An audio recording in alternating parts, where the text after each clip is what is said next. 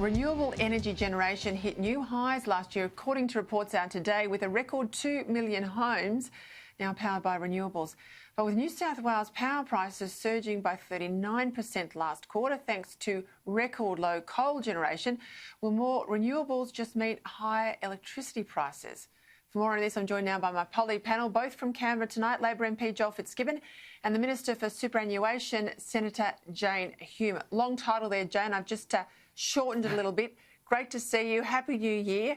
I want to go to you first. You know, obviously there's arguments for renewable. We get all of that. But of course, it's intermittent, and more of it in the system has been driving up power prices.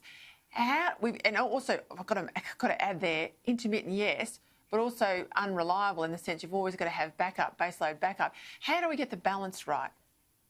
Well, that's exactly right. You know, in the last 4 years alone, Australians have invested around $35 billion in renewable energy, all on their own, which is absolutely terrific. And it's great to see that investment in renewables, but it doesn't come without a price.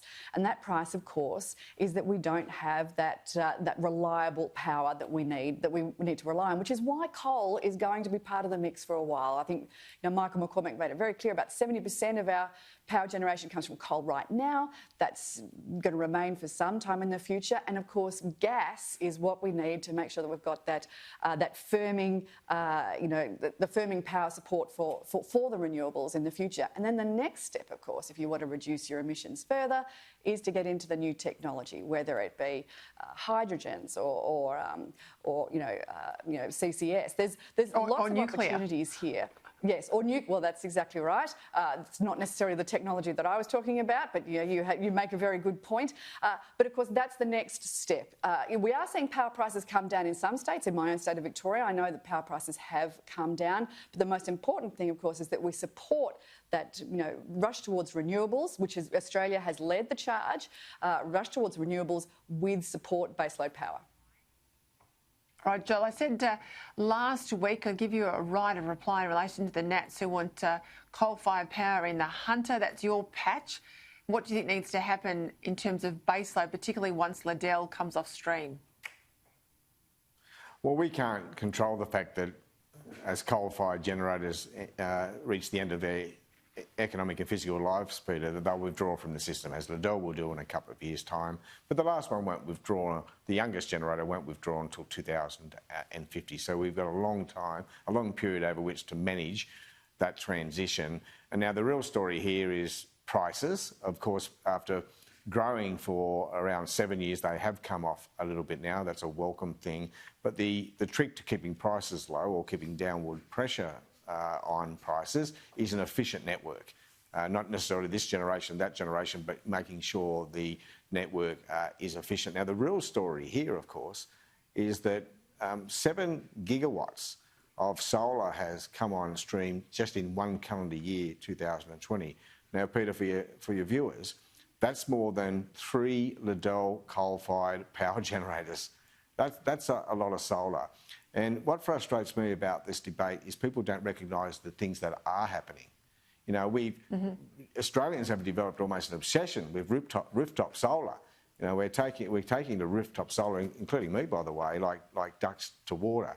And our emissions have fallen 19% since their peak in 2007. In fact, the emissions intensity of our economy has fallen 64% since 1990, and our per capita emissions have fallen 46% in the last 30 years. So it's not as if the market's not moving, it is. But our job as politicians is to make sure the system is efficient and well balanced. And to keep it balanced, as Jane said, we need firming power, and that's why I've been a strong supporter of gas. I'd love a new coal-fired generator in the Hunter Valley. The problem is investors have lost interest because you need a 40 to 50 year return. It's a big capital outlay, at least $3 billion. And that return is unlikely to be there over that period of time.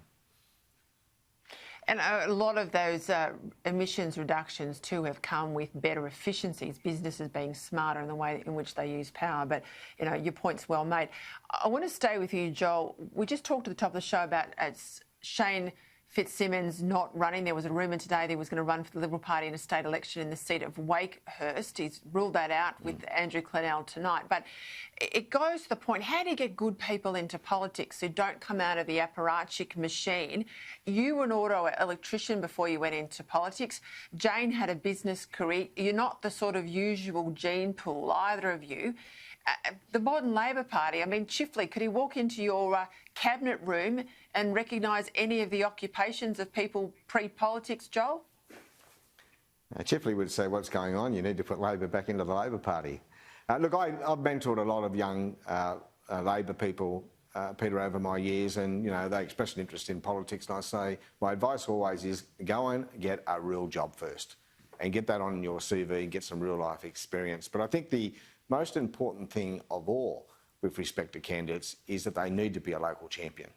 You know, a voice already in their community, well known in the community, and having fought the good fight on behalf of their community already. I think that's the key thing. I think bringing people into electorates, you know, bringing in high-profile people can work, but it's always fraught with danger, and I discourage it. You need local champions who have typically been raised in the community or have been there a long time.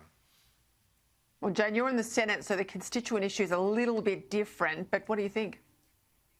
Yeah, look, I agree. I've got to say, we're in vehement agreement tonight. This is, with Joel and I, this is quite embarrassing. I thought we were going to come on for a stash, but clearly that's not the case. I do think local candidates serve us very well. I know that's always been a good tradition of the Liberal Party. We tend to distrust those candidates that have been parachuted in from somewhere, and most importantly, of course, is you know, our firm belief that the party itself, that the grassroots should choose its candidates because, you know, they know their electorates better than anyone. Right, got to leave it there. I know you've got lots of things to do tonight, both of you, with the Parliament House being up and running and all socially distanced, of course. It's probably not like it used to be. Joel Fitzgibbon, Jane Hume, thank you for your time.